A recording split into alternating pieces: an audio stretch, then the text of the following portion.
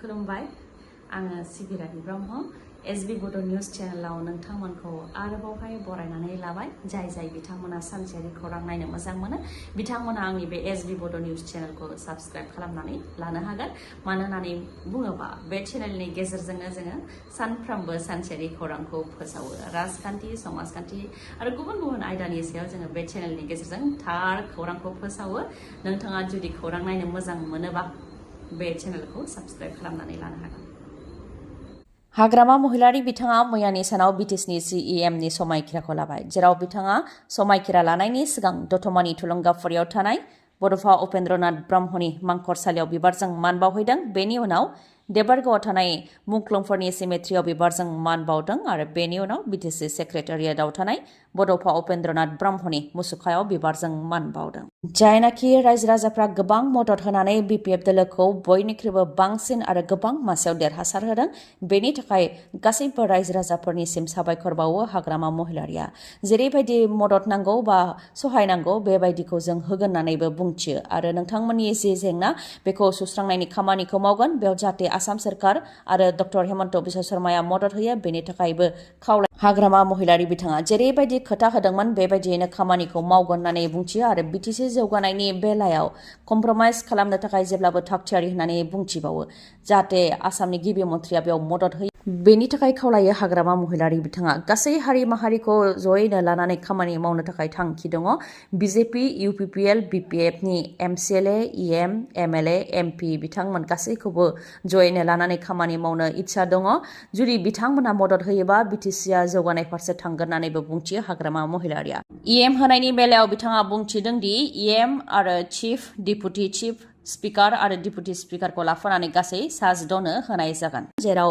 आइजोआबो इएमनि बिबान मोननो हागोन होननानै बुंथियो जायनाखि बिजेपिनिफ्रायबो इएम नांगौ होननानै दाबि खालामदों बे आयदायावबो हाग्रामा महिलारि बिथाङा बुंथियो दि जुदि बिपिएफआ एनडिएजों थायोबा नेम आरो धोरोमखौ फालिनानै सासे बा सानै बा साथामनो माबा मोनसे होनाय जागोन होननानैबो बुंथियो हाग्रामा महिलारि बिथाङा आरो एनडिएआव थानायनि बेलायाव बिथाङा बुंथियो दि जुदि इउपिपिएलआ एनडिएआव थायोबा बिपिएफआ एनडिएआव थानाय नङा इउपिपिएलआ आउट जानो नांगोन अब्लासो बिपिएफआ इन जागोन होननानै बुंथियो आरो बेनि थाखाय सावरायनाया जागासिनो दं होननानै बुंथियो लोगोसेनो जायनाखि बिटिसिआव साख्रि थिसननाय जादोंमोन बे आयदायावबो बुंथियो दि प्रमद बर'नि समाव माखासे आयेन बेरेखायै साख्रि थिसननाय जादोंमोन बे आयेन बेरेखायै साख्रि थिसननायफोरखौ केन्सेल खालामनानै होनाय जागोन आरो बिपिएफनि सोरखाराव गोदानै साख्रिनि थिसनथाइ होनाय जागोन होननानै बुंथियो हाग्रामा महिलारिया हाग्रामा महिलारिनि अनगायैबो रिहन दैमारि बिथाङाबो डिपुटि सिइएमनि समायखिराखौ मैयानि सानाव लाबाय हाग्रामा महिलारि बिथाङा बिटिसिनि सोरखारनि समायखिरा लानायखौ लानानै प्राइम मिनिस्टार नरेन्द्र मदि बिथाङाबो गाहाम हामलायनाय जासिहरदों लोगोसे प्रमद बर' बिथाङाबो हाग्रामा महिलारिनिसिम गाहाम हामलायनायखौ जासिदों दिनै श्री श्री लक्ष्मी फुजा चिरां जिल्लानि बिजनीआव गुबुन बोसोरनि बायदि देग्लायबो गाजा गोमजायै खुंजागोन लक्ष्मी फुजाया दिनै मोनाबिलि 7 रिंगायाव मैयानि सानाव बिटिसिनि गाहाय महरै समायखिरा लानाय हाग्रामा महिलारि बिथाङा फैनानै बिजनीनि लक्ष्मी मेलाखौ बेखेवफैगोन लक्ष्मी फुजानि मुङै खुंनाय मेलाया गुबुन बोसोराव 12 सानसिम थायोमोन नाथाय देग्लाय 14 सानसिम थागोन बिजनीनि श्री श्री लक्ष्मी फुजा कमिटिया महकुमा प्रशासनजों सावरायनायनि उनाव महकुमा प्रशासना 14 सानसिम लक्ष्मी मेलाखौ खुंनो थाखाय गनायथि होदों 6 अक्ट'बरनिफ्राय 19 अक्ट'बरसिम अदेबानि 14 सानसिम देग्लाय लोखि फुजाया थागोन बेनि अनगायैबो मोनानि 10 रिंगानि समावनो लक्ष्मी फुजाखौ बन्द खालामनो थाखाय पुलिसफोरा खावलायफैयोमोन नाथाय देग्लाय मोनानि बा हरनि 12 रिंगासिमहालागै लक्ष्मी मेलाया गेवनाय थागोन आसामनि गिबि मन्थ्रि डक्टर हेमन्त बिश्व शर्मा बिथांजों लोगो हमनानै आसामनि गिबि मन्थ्रि बिथांखौ खावलायनायनि उनावनो गिबि मन्थ्रि बिथाङा हरनि 12 रिंगासिम बेखेवनो थाखाय गनायथि होदों आरो बेयाव चिरां जिल्ला प्रशासना जाहाथे मदद होयो बेनि थाखायबो गिबि मन्थ्रि बिथाङा बुंथिदों जायनाखि गोजाननिफ्रायनो बिजनीनि लक्ष्मी मेलाखौ नायनो थाखाय फैयो नाथाय मोनानि 10 रिंगायावनो प्रशासना बन्द खालामनो थाखाय बुंफैयोब्ला बेयाव गोजाननिफ्राय फैनायफोरा मोजाङै बेरायस्लाबनो हाया बेनिखायनो जाहाथे हरनि 12 रिंगासिम दोनो बेनि थाखाय आसामनि गिबि मन्थ्रिखौ खावलायदोंमोन बे लेखायै आसामनि गिबि मन्थ्रि बिथाङाबो हरनि 12 रिंगा बा 1 रिंगासिम बेखेवनो थाखाय गनायथि होदोंमोन नाथाय जाहाथे रावबो जेंनायाव गोग्लैनो गोनां जाया बेनिखायनो हरनि 12 रिंगासिम बेखेवनाय जागोन होननानै फोरमायथिबाय बिजनीनि श्री श्री लक्ष्मी फुजा कमिटिनिफ्राय हाग्रामा महिलारिया बिटिसिनि सीएम महरै समायखिराखौ लाबाय। आसामनि गिबि मन्त्रि डक्टर हेमन्त बिश्व शर्मा बिथाङाबो मैयानि सानाव बाहागो लाफैदों आरो मैयानि सानाव बिथाङा आलासि महरै बाहागो लाफैनानै मा खोथा फोरमायलांदों बेखौ नोंथांमोननो मिथिहोनो आखायाव लाबाय। अरुणोदयनि बेलायाव गिबि मन्त्रि बिथाङा बुंथिदों दि बिटिसिनि 6 लाख आइजोफोरनो अरुणोदय होनाय जागोन। जाय लिस्टखौ जों सिगांनो बानायखादोंमोन बेखौ गोदान सोरखारा एसेब्लाबो नायबिजिरफिनगोन, बेनिखायनो गोदान सोरखारजों सावरायनानै होनाय जागोन होननानै फोरमायथियो। अरुणोदयजों लोगोसे महिला उद्यमिता आरो रायजोनि बिथांखिफोरखौ लानानै फैगौ सप्तायाव बिटिसि सोरखारजों सावरायगोन होननानै फोरमायथियो गिबि मन्त्रि बिथाङा। बिटिसिनि मोन 6 बिफानखौ नायनो थाखाय डिसिफोरनो बिबान होनाय जादोंमोन। दिनैनिफ्राय डिसिफोरा जाहाथे बिटिसिनि जेबो खामानिखौ नाया बेनि थाखायबो डिसिफोरखौ बुंनाय जाबाय होननानै फोरमायथियो गिबि मन्त्रि बिथाङा।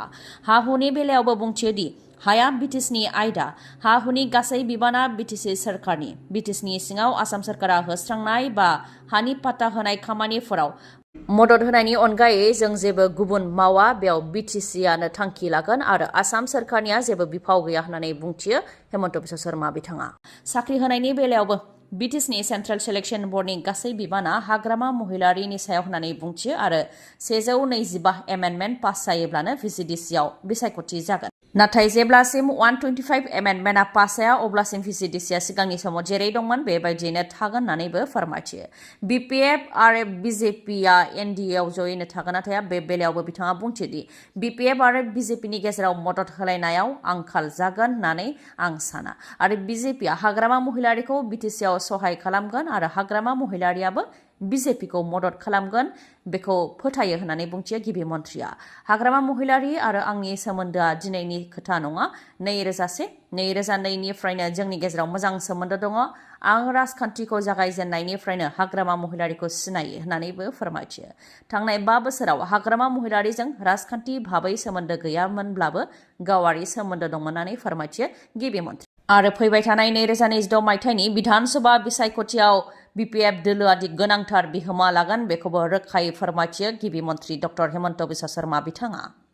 दार्जिलिं आरो केलेम्पुंआव गोबां रोजा अखा हानायनि जाहोनाव दैबाना जादों आरो हा गिसिगानाय जाथाय जादों, जायजों फ्राय 120 सुबुङा जिउ खोमानो गोनां जाबाय। दार्जिलिं आरो केलेम्पुंनि अनगायैबो जलपाइगुरि, सिलिगुरि, आलिपुरदुवार आरो गोबां जायगाफ्रावनो दैबाना जानायखौ नुनो मोननाय जादों, जेराव लामा सामा बायफ्लंदों। दैबानाजों थावरिनो हायैनि जाहोनाव दालांफोरखौ बुखारलांजानायखौ नुनो मोननाय जादों। बबेबा जायगायाव दालाङानो गेजेराव बायस'दों। लामा सामाफोरा गुगानो गोनां जादों। न' बांफोरा हाजोनि हाजों फबसिन जानो गोनां जादों। बबेबा जायगायाव न' बाङा दैबानाजों बुखारलांजानो गोनां जादों। बेबायदिनो गारि मटरफोराबो दैयाव लेखा बिलाइ गोजावलांनाय बायदि गोजावलांनो गोनां जादों। ओजोंहाय रेल लामाफोरावबो गोबां दैबाना, जायनि जाहोनाव गोबां रेलखौनो केन्सेल खालामनो गोनां जादों आरो गुबुन लामाजों दानगार हरनो गोनां जादों। एनडिआरएफ आरो लकेल पुलिसा रैखा खालामनायनि हाबाखौ मावदों। लामा सामा बायनायनि थाखाय सिक्किम आरो बेंगलनि गेजेरावबो थांलाय फैलायनि राहाया बन्द जानायखौ खौरां मोननाय जादों। नेशनेल हाइवे 10 आव हा गिसिगानायनि थाखाय लामाया गोलाव समनिफ्रायनो ब्लक जानानै दङ बा बन्द जानानै दङ होननानै रिपर्टआव मोननाय जादों। सिक्किम आरो भुटानाव गोबां अखा हानायनि थाखायनो तिस्ता, महानन्दा, तर्सा दैमानि गेजेरजों दैया बोहैख्लायबोदों, जायनि थाखाय आफांथिं थानाय ओनसोलफोराव गोबां दैबाना जाफैदों। बोथोरखौ नोजोर होनानै दार्जिलिंआव रेड एलार्ट बा गोजा गाबनि सांग्रांथिबो फोसावनाय जाबाय। ओजोंहाय भुटानावबो गोबां अखा हानायनि जाहोनाव दैमा दैसाफोरा गोबां देरदों। जोमै बेफ्रुनायनि थाखाय थाद'नाय गैयालासे गोबां रोजा अखा हाबाय थादों भुटानाव। माखासे गेदेर गेदेर बान्दोफोरखौबो बेखेवनानै हरनो गोनां जादों। बेनिखायनो आफां आसामावबो दैबाना जानो हागौ होननानै सांग्रांथि फोसावदों आरो दैमाफोराव जाहाथे थाङा बेनि थाखायबो सांग्रांथि होदों।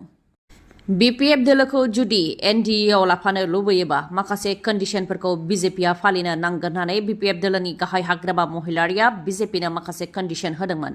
जेरै कन्डिशनफोरनि मादाव मोन 6 बिफानखौ जायनाखि सामलायनो थाखाय बा सुपारभिजन आरो मनिटरिं खालामनो थाखाय डिसिफोरनो गोहो होनाय जादोंमोन बेखौ बोखारफिननाय आरो मोन 6 बिफानखौ बिटिसि सोरखारनि आखायावनो गथायनानै होफिननाय बेखौ दाबि खालामदोंमोन। बेनि अनगायैबो इउपिपिएलआ आउट जायोबासो बिपिएफआ एनडिएआव इन जागोन होननानै बुंदोंमोन हाग्रामा महिलारिया, जेराव हाग्रामा महिलारिया होनाय कन्डिशनखौ बिजेपिआ गनायनाय फारसे थांनायखौ नुनो मोननाय जादों।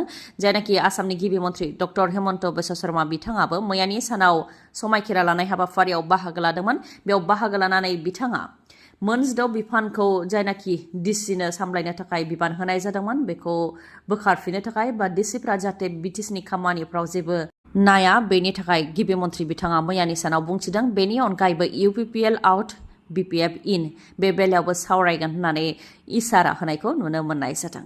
नाथाय मोनजिद' बिफानखौ जायनाखि डिसिफोरनो सुपारभिजन खालामनो थाखाय आरो मनिटरिं खालामनो थाखाय बिबान होनाय जादोंमोन बेखौ थांनाय 2023 मायथाइनि 27 डिसेम्बरावनो बोखारनाय जाबायमोन होननानै फोरमायथिदों प्रमद बर' बिथाङा।